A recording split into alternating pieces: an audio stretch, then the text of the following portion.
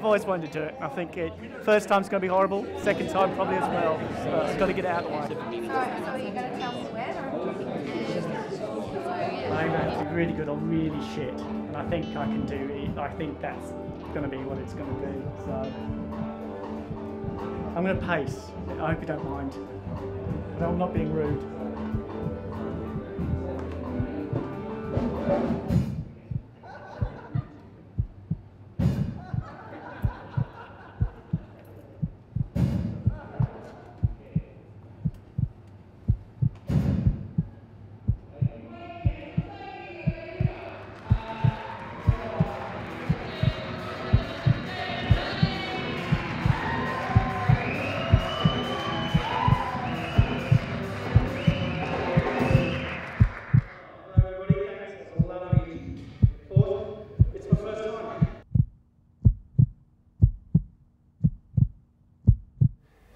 When I got that first laugh, I guess I sort of, this is right, this is working. It's like death. You know, there's no one way to feel.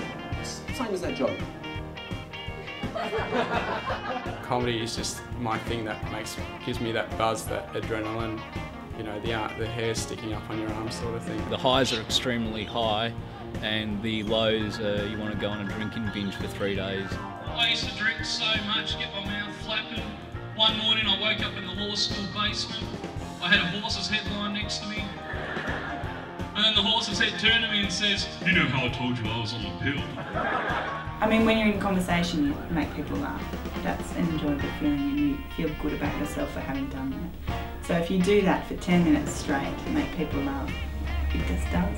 It just does feel good. It's not in an altruistic sense. I'm not happy that I'm bringing joy to the world. I'm happy that they're laughing at my jokes. Being funny is really a coping mechanism.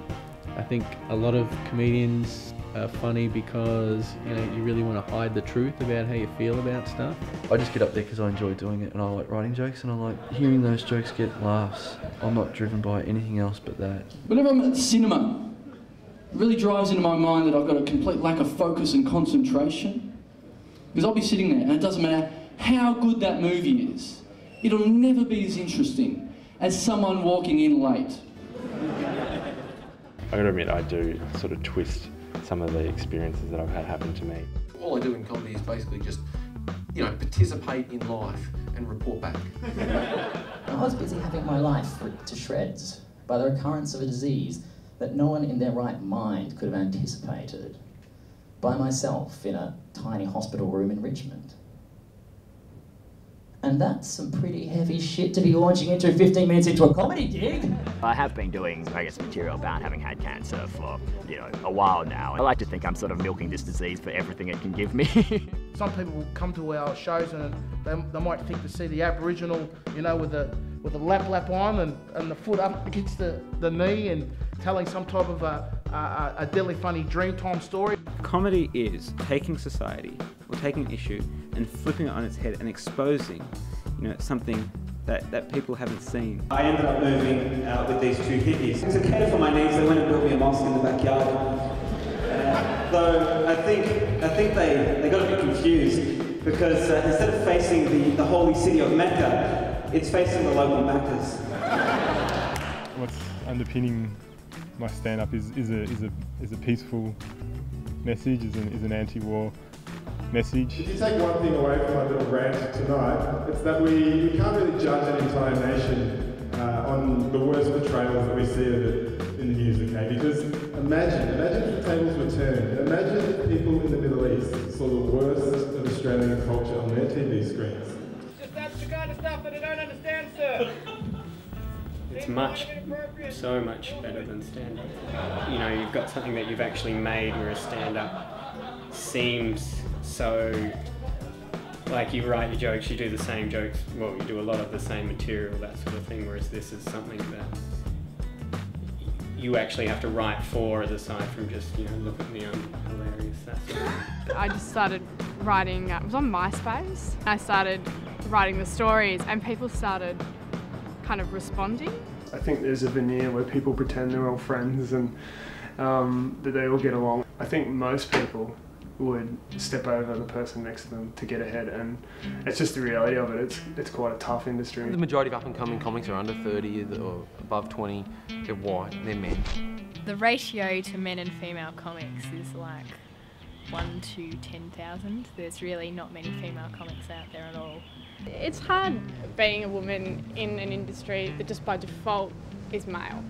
Audiences already have this thing in their mindset where they go, oh, females aren't funny, or here comes another tampon joke or something. There's not a lot to do in Seville. It's got, it's got Centrelink. Sorry, I'm not actually a comic, they just make me do this as part of the Work for the Doll program. If you're trying to make a living through comedy, you wouldn't be in a good frame of mind to be writing jokes all the time. I think you'd be worrying about where your next 2-minute noodle is coming from.